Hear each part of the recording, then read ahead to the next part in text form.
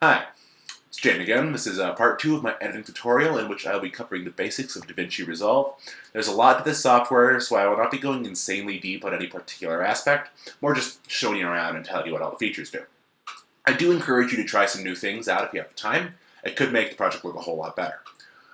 Really quick before we get going, I recommend that you do watch my first tutorial if you haven't already, because we're going to be breezing by all the stuff I covered there. Install is very easy. Just Google DaVinci Resolve, choose a legit one, download, then follow their install instructions. You will also notice that Premiere Pro is running behind the DaVinci screen here. That is because it is the one I use, so I might not know everything about DaVinci.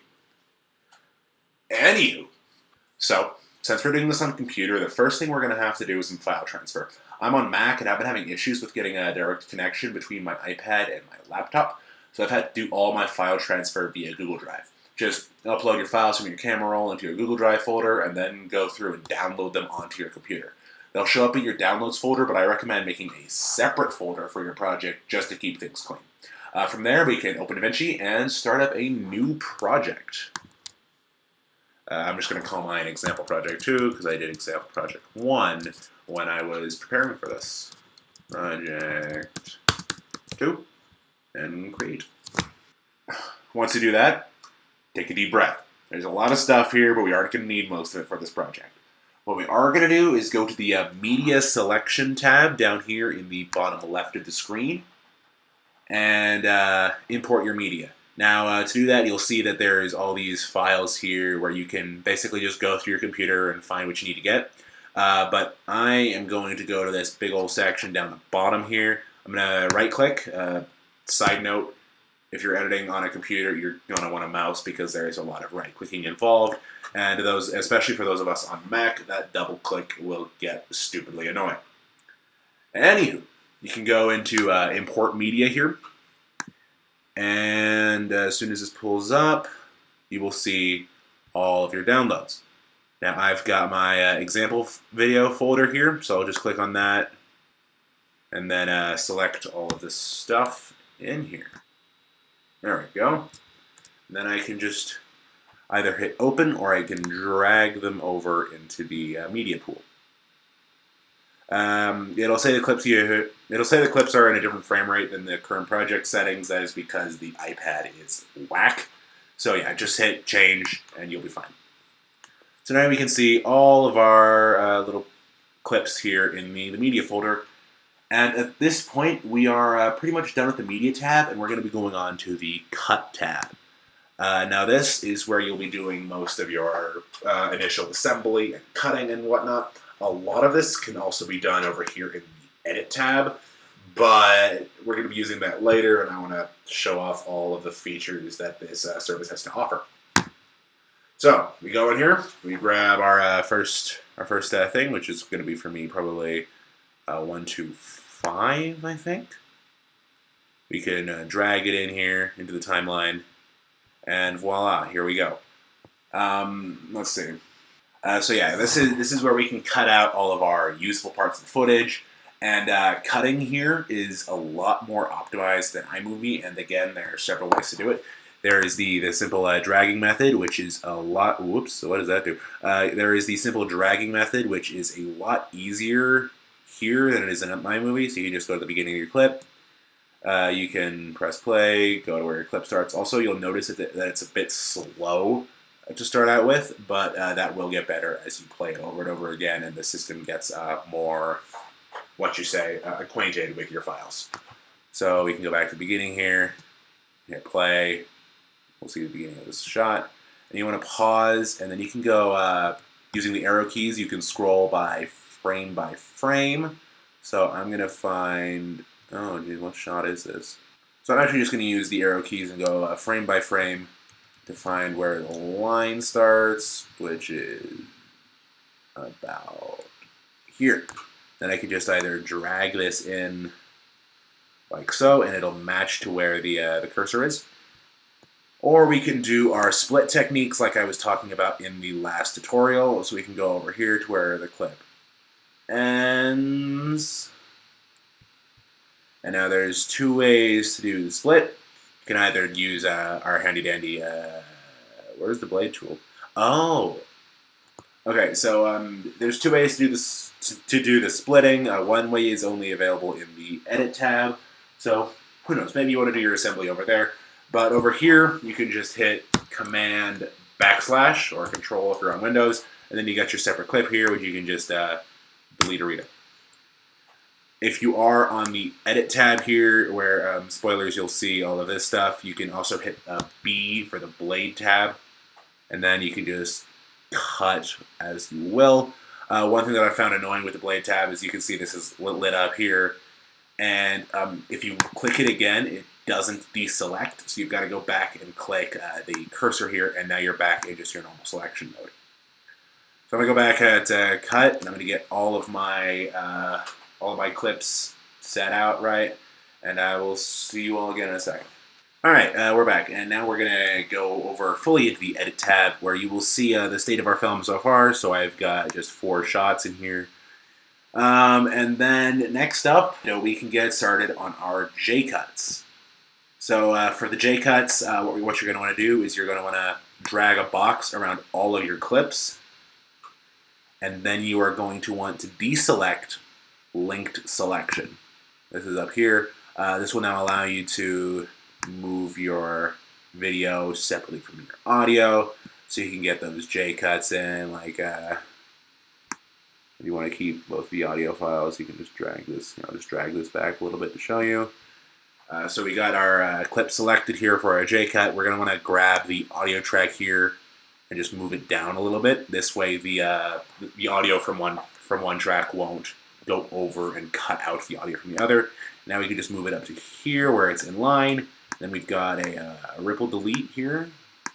No, actually we can't ripple delete when it's like that. So then we just select all, slide it back into place. For J-cuts, that'll always work. Ripple delete is another thing. So say you had all your files and they're all way off here because you cut out a big chunk. You can just hit this middle section here and press delete, and that will bring everything back. But as you can see, since we still have linked selection on, the audio stayed behind. So when you got to the point of your ripple deletes, you want to just hit Command Z, bring everything back, reselect everything, and turn linked selection back on. This will allow you to have everything move in a simple way by just hitting the space in between your shots and then backspace. Also, if you need to get more or less detail in your shots, you can use this slider here, which will make things smaller or larger. Then if you want a slightly different view of your shots, over here, there's a button. You can click this, and then you can have all sorts of video view or audio view or timeline view options. I like to use this one because now I can see a little bit of the audio track and then a little bit of the video track. And then yeah, once we've got our J-cuts in place, once we've got all of our shots cut down, ordered in the way that we like them, we're basically done. We've got the film all laid out in front of us. Everything's looking good. But there is still a lot here, so I'll touch on some of the extra features. Click on the effects library, and you'll see a list of transitions and title cards. Beware, the first on the list is the audio transitions, so don't go grabbing a crossfade when you want to fade out in the end. In fact, actually, that's not even a fade at all. It's our old friend, the cross dissolve. When you see fade out in a screenplay, that's just there because screenwriters don't know what they're talking about. Don't tell the other group I said that. But here you can just slide our old cross dissolve, and you can put it onto the end of your clips, and that will give you a nice little fade at the end here. You can also drag on the fades, and you can make them longer or shorter depending on how long you want it to fade for. And then if you wanted, you could also throw one in here at the beginning. That'll have it fade in as well. But I'm not going to do that because I'm going to do something else. That's pretty cool. Also, if we scroll down in the effects library here, we have our title cards.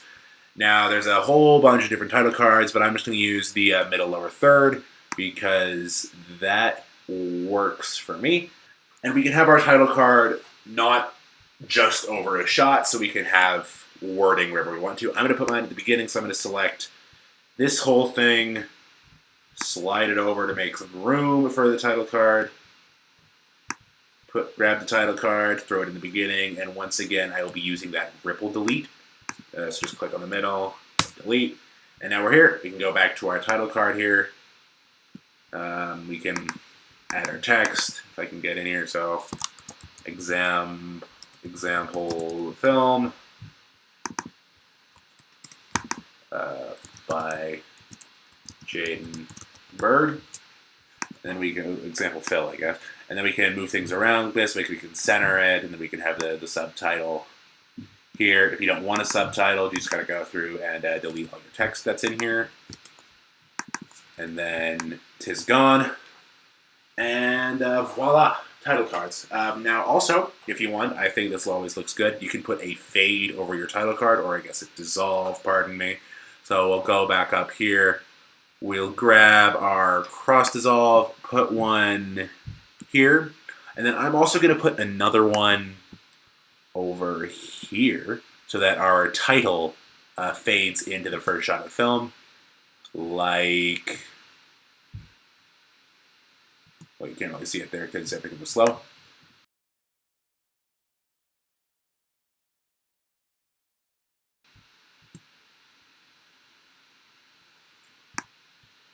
Okay, I think since I'm recording, it's not letting me have the best speeds, so you just, this fades out and it fades into the shot.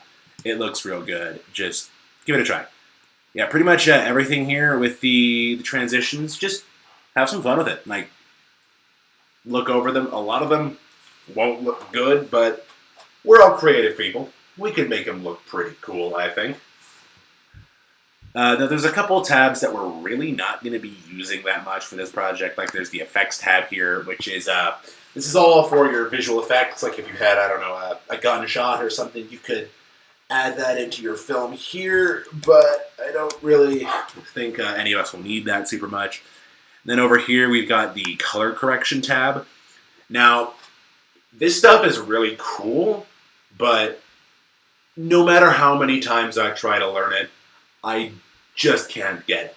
So if you want to learn about color correction, there are plenty of good tutorials on YouTube that'll give you a basic understanding of it. But for me, I've never been good at it, so I'm just going to leave this blank for now.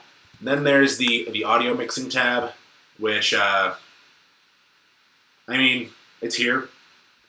But for my audio purposes, if I want to like add music or a sound effect or something, I just find it a little bit easier to do that in the editing tab. Here is where you can really just like change around your audio balance. You can change the sound, the volume here. A lot of complicated stuff that's just a lot easier for me in the editing tab.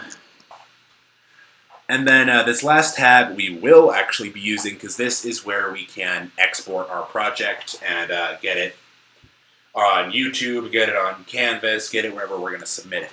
So what we got to do is just simply click the Add to Render queue, and then give it a title. So for me, just Example Project 2, because I've already got Example Project 1, Example Project 2, and then I'm going to save mine to desktop, and then hit the Save button, and then start that render.